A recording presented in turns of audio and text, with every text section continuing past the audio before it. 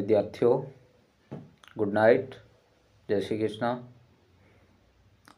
आज 8वीं क्लास के ध्वनि कविता के बारे में मैंने सोचा कि इसका वीडियो बनाया जाए ताकि जो बच्चे घर पे बैठे हैं उन लोगों को समझने का मौका मिल सके।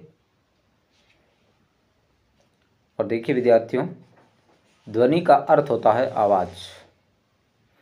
आवाज़ का अर्थ, अब ध्वनि किस बात की है? वास्तव में यह है प्रकृति का चित्रण के द्वारा।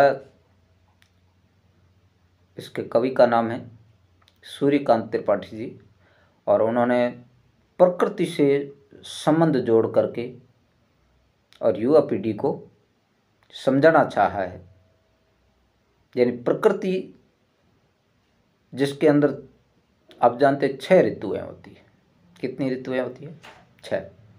अब 6 ऋतुओं में से कुछ ऋतुएं ऐसी होती है, ठंडी, गर्मी, बरसात, कभी हेमंत, कभी शिशिर, कभी शरद, बहुत सारी है। उनमें से बसंत ऋतु ऋतुओं का ऋतु राज कहा गया है।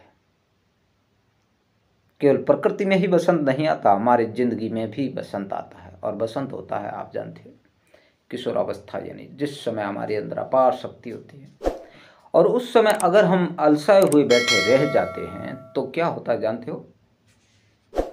बहुत कुछ बिगड़ जाता है, क्योंकि उस समय अच्छा और बुरा 2 रास्ते हैं, उनमें से कोई एक रास्ता भटक जाते हैं तो बहुत गड़बड़ हो जाती है। अगर भटकते नहीं हैं तो बहुत अच्छा हो जाता है। तो देखिए इसमें क्या कहा है, अभी न होगा मेरा अंत।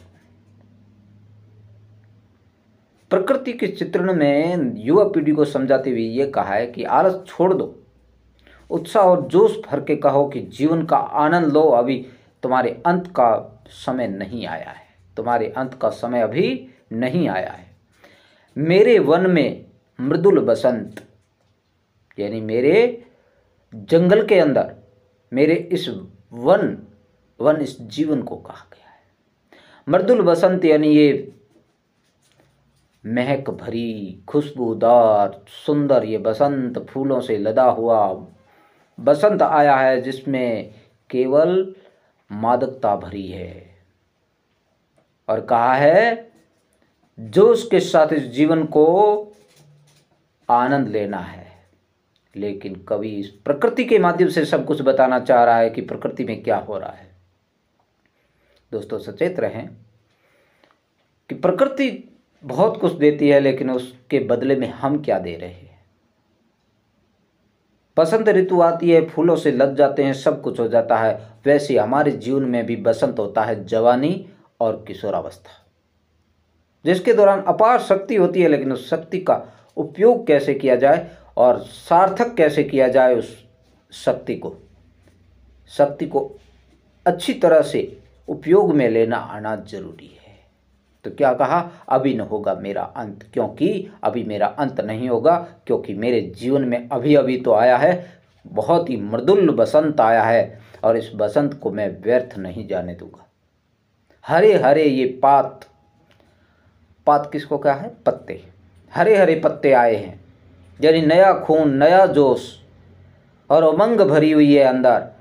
युवा पीढ़ी को जागृत करना चाहता है कवि। इसके माध्यम से युवा पीढ़ी को जागृत करना चाहता है कि आलस्य छोड़ दो और आलस्य से ऊपर उठो और अपने आप को जगाओ। प्रकृति ने फूलों की भरमार की है, सुंदरता और खुशबू चारों ओर फैली है अब। और कवि ये भी कहना चाहता है क्या, डालियाँ कलियाँ कोमल गात, यानी डालियाँ कलियाँ और कोमल गात है। गात कहते हैं शरीर को, देह, शरीर, काया, ये सब शरीर के पर्यायवाची शब्द है। याद रखना, इस पाठ से संबंधित जब भी व्याख्या आती है तब आप लोगों को खास यही ध्यान रखना है कि सूर्यकांत त्रिपाठी जी, कवि का नाम कभी भूलना नहीं है। कवि के नाम से ही व्याख्या शुरू होती है। कविता में कौन से कवि ने लिखा है, पहले अपन कवि को अपने दिमाग में उठाएं, उसके बाद में इस पंक्तियों के अर्थों को लें कि ये पंक्तियां क्या कह रही है। अगर इस पंक्तियों को समझ गए कि हरे हरे ये पात, हरे हरे ये पत्ते, कोमल कोमल ये पत्ते, डालियां कलियां, कोमल गात, कोमल का अर्थ होता है बिल्कुल मुलायम शरीर। मैं भी अपना स्वप्न मर्दुल कर फेरूंगा निंद्रित कलियों पर। निंद्रित का अर्थ है जो निंद्रा के अंदर मशगूल है, सोए पड़े हैं और जिनको वास्तविकता नहीं पता है कि हम में अपार शक्ति है इस वक्त, उन लोगों को जगाने की बात यहाँ कही है। निंद्रित कलियों पर जगा एक प्रत्युष मनोहर। प्रत्युष का अर्थ क्या होता है पता है? प्रभात। मनोहर यानी मन को हरने वाला।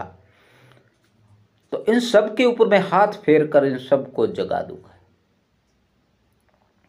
हर पुष्प पुष्प से, पुष्प किसका प्रतीक है दोस्तों? देखिए विद्यार्थियों, पुष्प है युवा पीढ़ी का प्रतीक। किसका प्रतीक है? युवा पीढ़ी का प्रतीक है।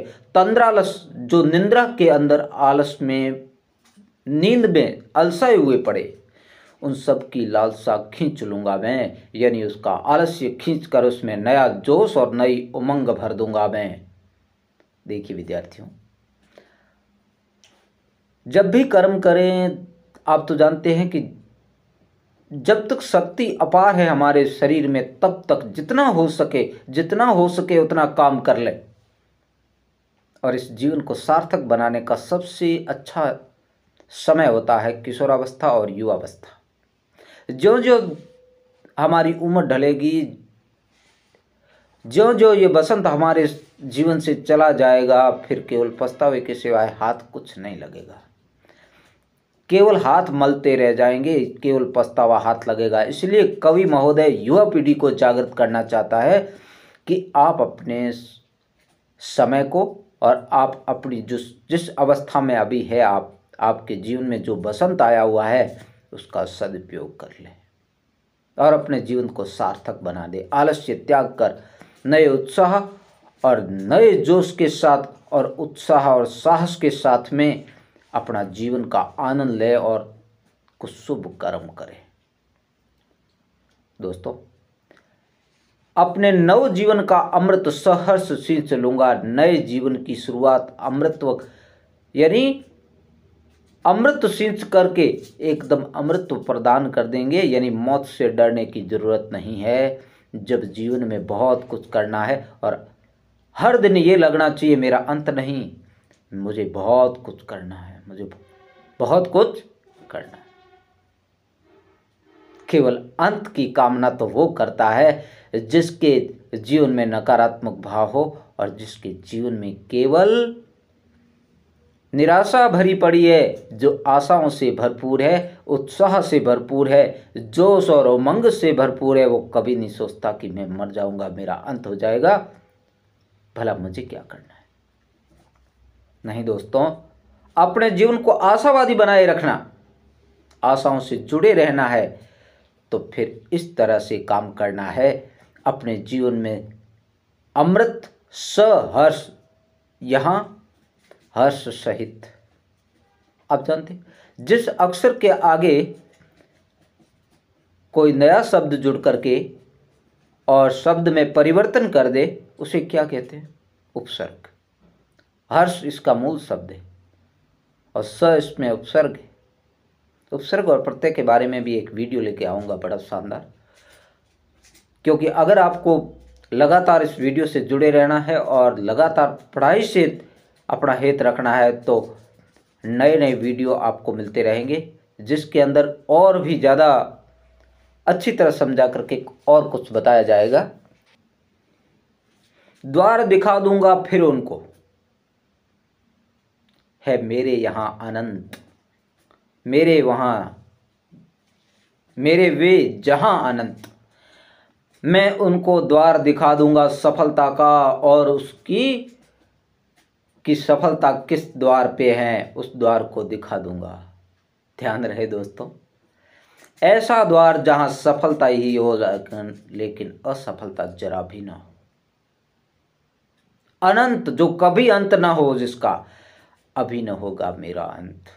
कवि महोदय कह रहे हैं अभी मेरा अंत नहीं होगा, अर्थात मेरा अंत तो होने का सवाल ही पैदा नहीं होता है। मैं तो अनंत हूं और लगातार कर्म करते हुए, आप जानते जिस भी देहधारी ने जन्म लिया है उसका अंत निश्चित है। जिसका प्रारंभ हुआ है उसका अंत निश्चित है, और जो जन्मा है वो मरना ही पड़ता है, क्योंकि ये सृष्टि का नियम है विद्यार्थियों। जो भी आया है उसे जाना पड़ेगा, भले महारथी हो, महाबली हो, कैसा भी हो, अर्थात जाना तो पड़ेगा। लेकिन जब तक जिंदगी में जी रहे हो तो ऐसा लगना चाहिए कि हम मरेंगे नहीं। इसी कामना के साथ जिएंगे तो नया सर्जन होगा, नया कुछ होगा, संसार में कुछ नया कर जाएंगे। लेकिन केवल गुमनाम बने हुए अगर संसार से चले गए तो तुम्हारा कोई वजूद नहीं रहेगा, दुनिया तुम्हें याद नहीं करेगी कभी भी दोस्तों। इसलिए सूर्यकांत त्रिपाठी जी बड़ा ही प्रकृति से संबंधित इतने ज़्यादा ये लालायित रहते हैं कि प्रकृति के ऊपर ही लगातार अपनी कविताएं लिखते हैं। प्रकृति प्रेमी है ये, और लगातार प्रकृति से ही संबंधित इन्होंने कविताएं लिखी है, बहुत सारे ऐसे काव्य लिखे हैं। सूर्यकांत त्रिपाठी जी जिनका जन्म 11 फरवरी 1896 को हुआ था और मृत्यु 15 अक्टूबर 1961 को हुई थी। तो देखिए दोस्तों, बहुत खास और बहुत विशेष और कविता भी मैं लेके आऊँगा जल्द ही। जय श्री कृष्णा, गुड नाइट।